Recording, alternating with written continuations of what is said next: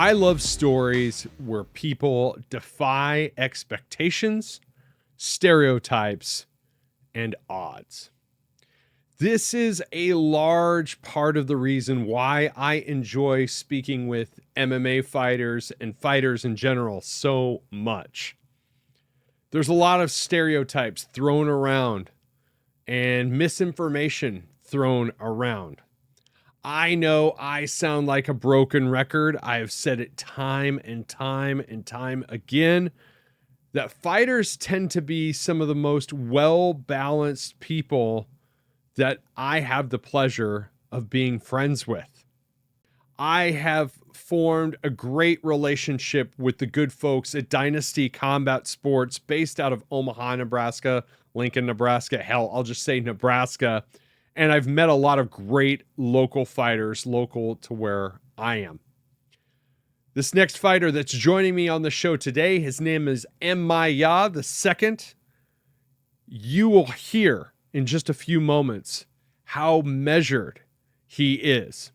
His next fight is June 7th, 2024 at Liberty First Credit Union Arena, or the Ralston Arena, if you don't want to let out all of that word vomit. And it's going to be a great one. It's going to be a killer. I cannot wait for that event. I cannot wait for you to meet my new friend, YAH II, and I hope you enjoy this episode. As always, listener and viewer discretion is advised. I hope you enjoy it.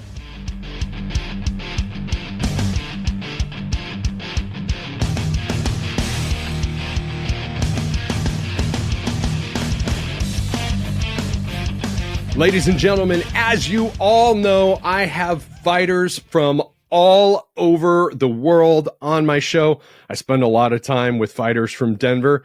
So it is awesome when I get to talk to somebody from my home area of Nebraska. I'm in Lincoln, but my next fighter is from Omaha, Nebraska. YAH II. How the heck are you, man? I'm doing great. How you doing, Mike? Good, good. I am excited for your next fight, June 7th, 2024 at Liberty First Credit Union Arena in Ralston, formerly known as the Ralston Arena. I wish they would have just left it as the Ralston Arena. That was a lot easier to say than yeah. When I say Liberty First Credit Union, people don't really know I say Ralston Arena, and they're like, oh, okay, I'll be there. Well, man, I tell you, Henry highly recommended you to do the show. I've had a few other fighters that have fought for Dynasty on my show a few other times, and we always have a great conversation. I like talking to the hometown guys. So without any further ado, why don't you introduce yourself and let's talk about your origin story, how you got into fighting, and where you plan on going next. Yes, my name's YAH II. I got into fighting. I was always interested in fighting at a young age. My dad got me into boxing about 6 years old. We used to always watch Muhammad Ali and stuff.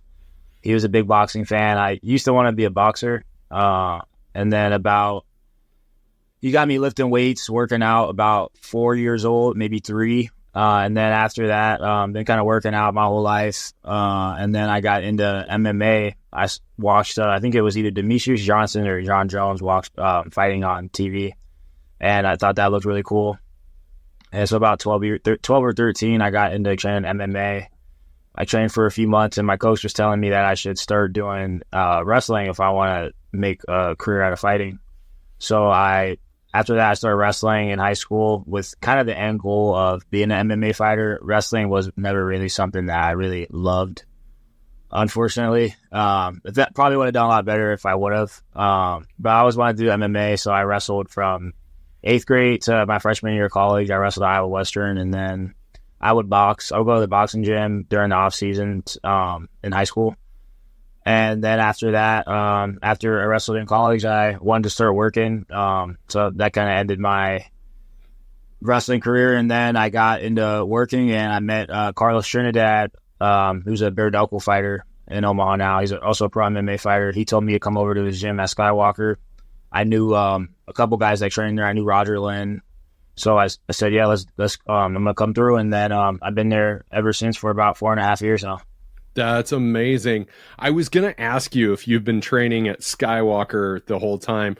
For those of you that don't know, Skywalker 101 Boxing Academy is the home of Anthony Lionheart Smith. He trains there still. Yeah. Did you get to train with Anthony at all? Yeah, I have been for a while. I remember training with him the very first time. He's picking me apart. He told me I had some promise though. But yeah, it showed me there was levels, and he's always been a good training partner, and I learned a lot from Anthony. He's a good human being. I got a story I'll kind of throw in there. Yeah. When I first started this podcast, you're going to be like the 136th episode of this show. So I've been doing it for about 4 years, since the heat of the pandemic. And knowing that Anthony was from our area, I just shot my shot one time, commented on an Instagram comment, and I'm like, man, you should jump on my podcast sometime. And this was not terribly long after like the Jones fight and the Teixeira fight. And, 1 o'clock in the morning, I wake up to a DM in Instagram, and it was Anthony Smith saying, yeah, let's do this. Let's do this. And I thought that was one of the greatest acts of kindness that I've experienced as a podcaster. And I think that speaks to who he is as a person. And I would imagine who he is as somebody you get to train with. Yeah, he's a very nice guy. I think him doing that for you kind of just shows he treats everybody the same from what I've seen. He doesn't come in thinking he's a big shot or anything. He will take time, talk to everybody, answer questions.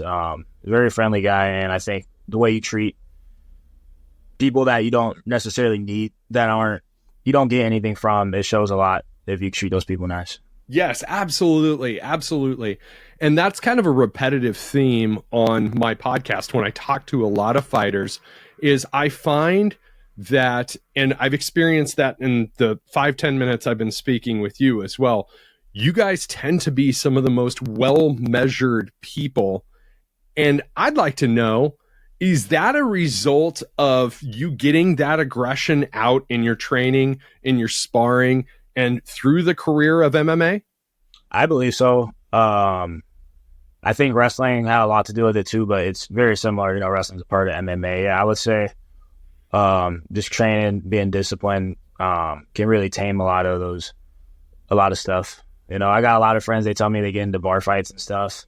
I don't go out to the bars too much, but never been in a street fight since I've been over the age of 18, and it just blows my mind to hear all these stories about guys getting into street fights and starting street fights, and it's just wild to me. It's hard to even get me to that point where I'm going to be ready to swing on somebody. I don't want to fight anybody for free at this point.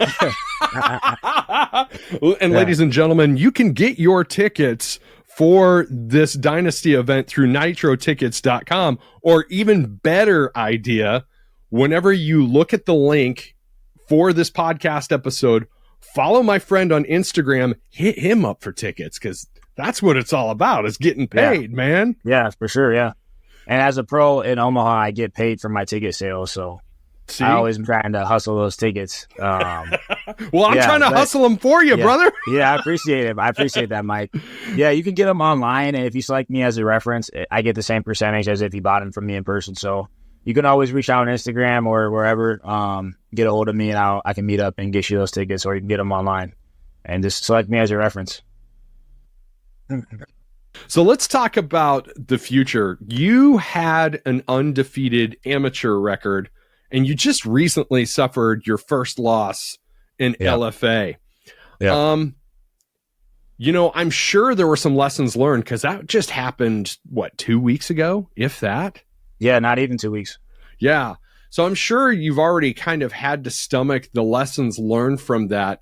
And I know from talking to you a few minutes ago that this is something you want to see through long term. What are your future aspirations, and what are some lessons learned, even though it's just recent, over the last couple of weeks?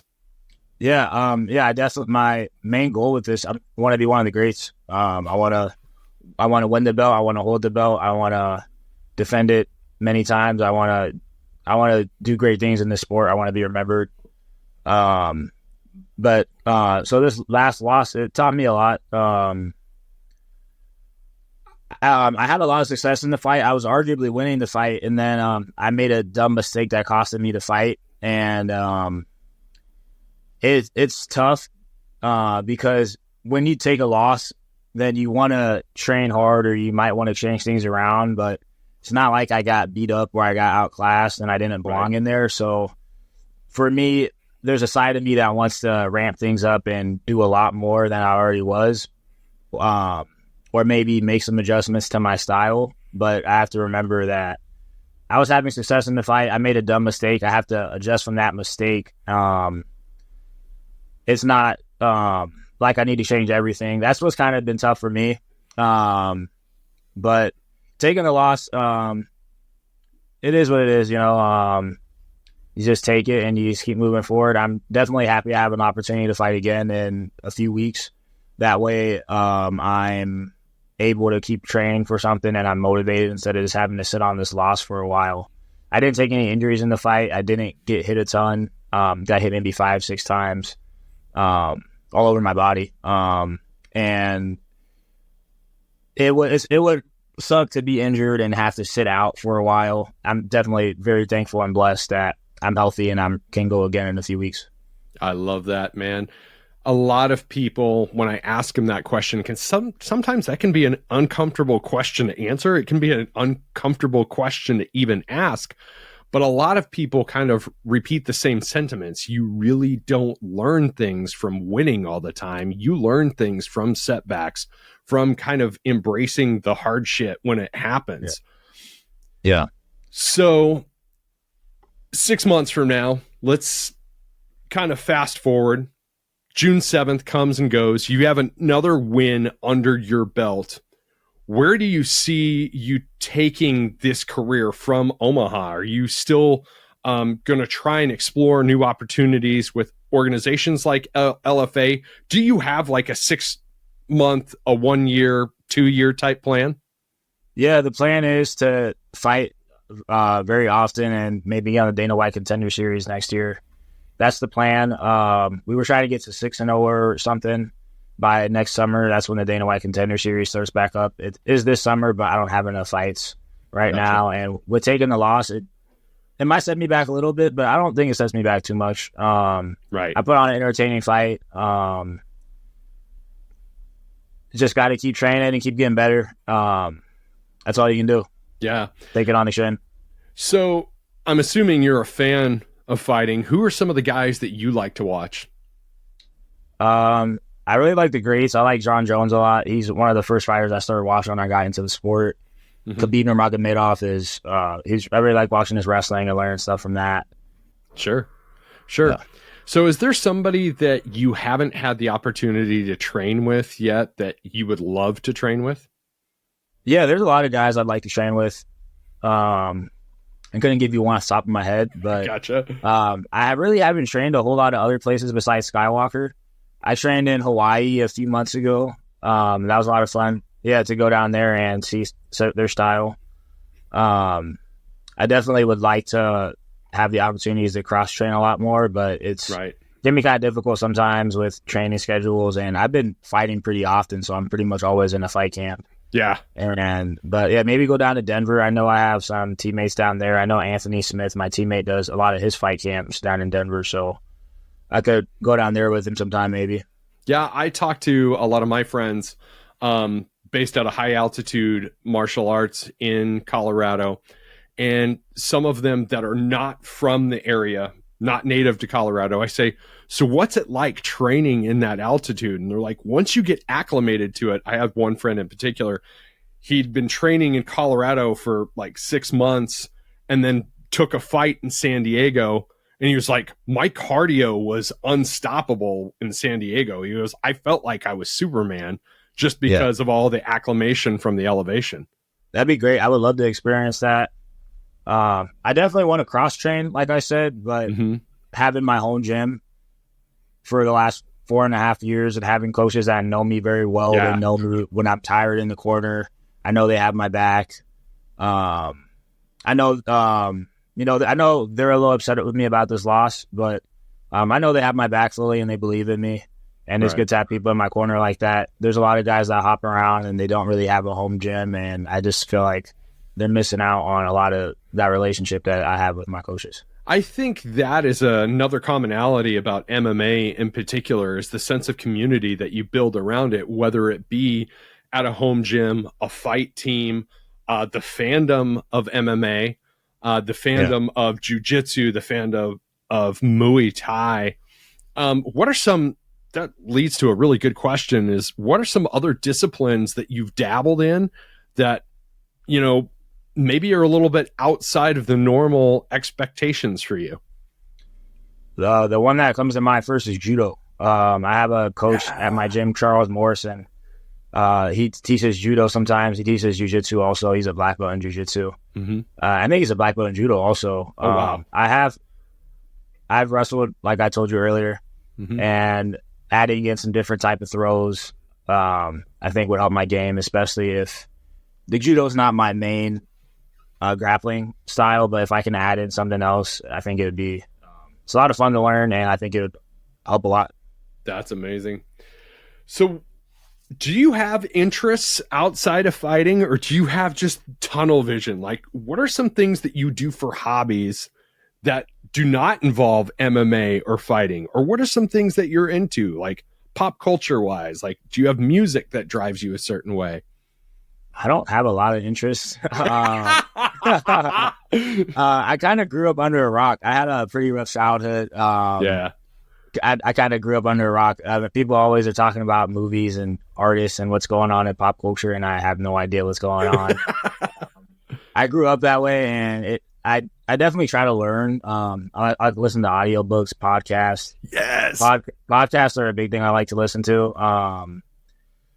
I feel like you can learn a lot. I feel like I listen to music, of course. I like a lot of rap music. I've recently been getting more and more into R&B and stuff. But sometimes I like to turn on something I can learn from instead of just listening to music that makes you feel a certain type of way. You know, that's crazy, because I'm a former musician, and I'm a similar way as well. I have found more so in the past 6 or 7 years that I will spend more time listening to books and podcasts than I do music. And actually, that's part of my gym routine. Is like, when I'm doing cardio, I'll listen to a book, but when I start lifting weights, I'll maybe switch over to music.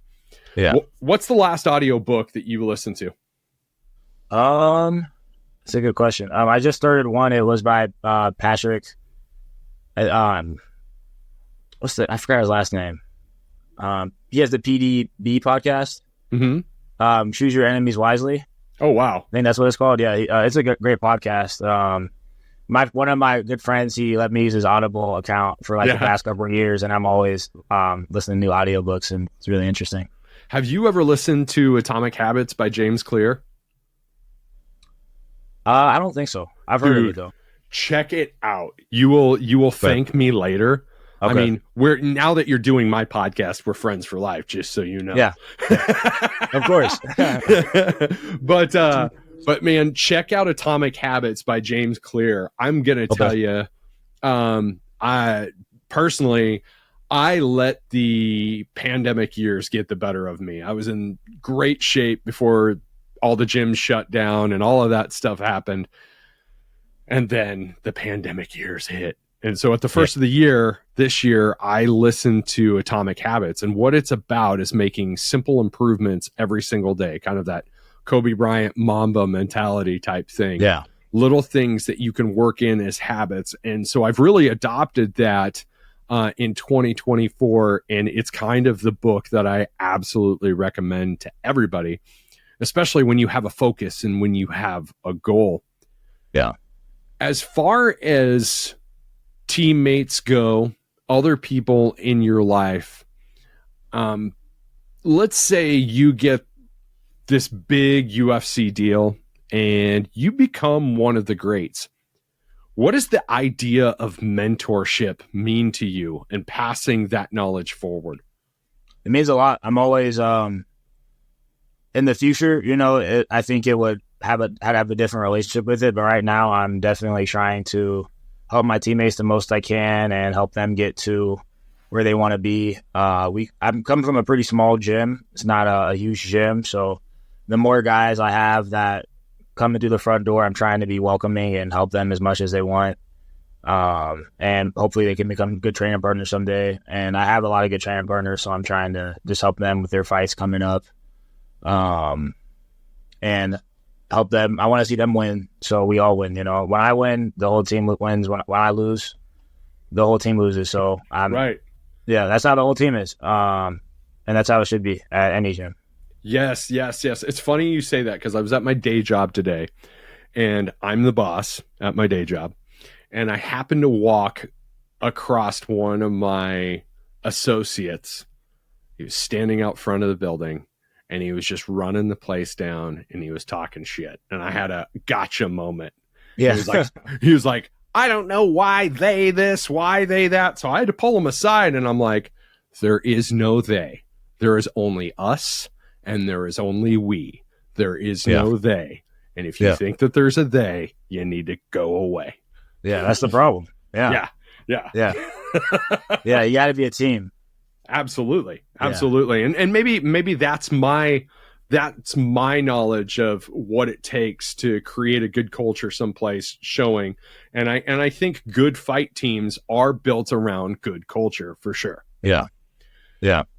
So let's talk a little bit about this fight that's coming up. Isaiah Robinson is your opponent. Have you been studying? Do you know what to expect from him? I'm very familiar with Isaiah. We actually fought as amateurs a couple of years ago. I'm excited for this matchup. I think it is very favorable for me. I think I'm a way more complete mixed martial artist than Isaiah. Our first fight, he got upset. We've had kind of bad blood here for like the last 2 years. And he was upset with me. He was talking a lot of trash online, just give you the backstory. And I'm not a big trash talker online, so when I saw him at the weigh-ins, I was like, "Hey, you ready to back up that mess you're talking?" And he's like, "Wait, what?" And he's like, "Oh, yeah, I'm ready, yeah." And then I caught him off guard, I could tell. And then the next day when he saw me before the fight, he wasn't off guard anymore. He had a whole thing prepared for me, and was just talking a bunch of trash. And I'm just like, we'll fight, and then we fought, and I beat him up for 3 rounds. And I don't know. That's the only way I can describe what happened. I beat him up. He landed a couple punches off of his back when I was on top of him.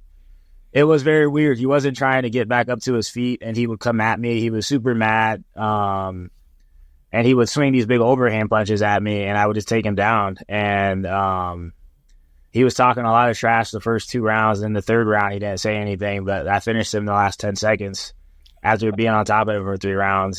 He's not a very good grappler. I think the easy thing for me to do, and I think what a lot of people think is going to happen, is I'm going to take him down right away, like I did the last fight. But sure, that fight was 2 years ago. I've gotten a lot better. I'm always trying to improve every area of my game. So this fight, I definitely want to strike with him a lot more. I'm not going to strike the whole time. I'm not going to promise that, but I will strike with him. I'm not going to just shoot right off the bat. I think he's going to learn from that last fight. I don't think he's going to come at me super aggressive. I think he's going to try to keep his distance, which I think is going to be tough for someone who is 3 or 4 inches shorter than me. It's gonna be tough for him to do that, and I'm gonna get a hold of him at some point, and I'm gonna piece him up before that, and I'm gonna finish him, and I'm excited to put all this beef behind me.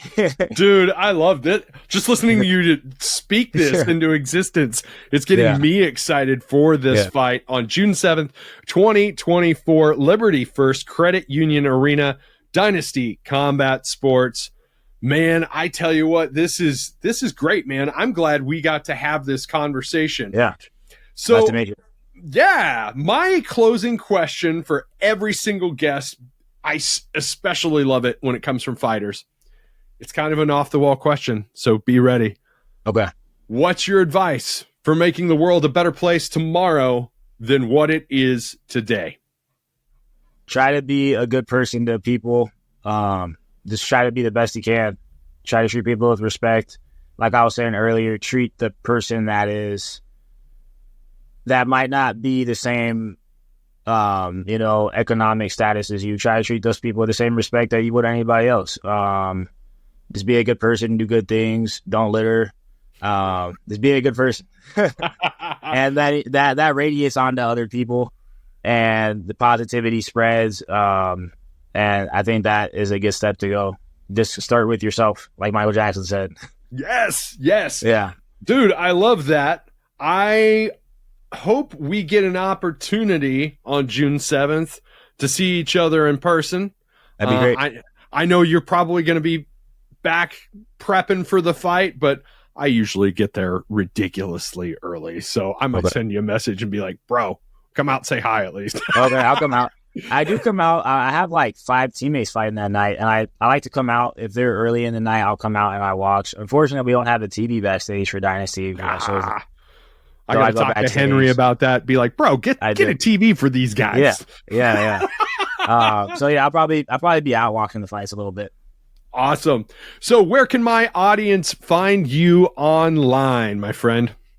You can find me on Instagram at commas_MMA. That's COMMAS_MMA. I'm not on Twitter. You can find me on Facebook at MIA M,A,YAH. And that's pretty much it. Man, that's awesome. I'm glad we got to connect. The world is a much better place with you in it, my friend. I appreciate that. You too, my friend.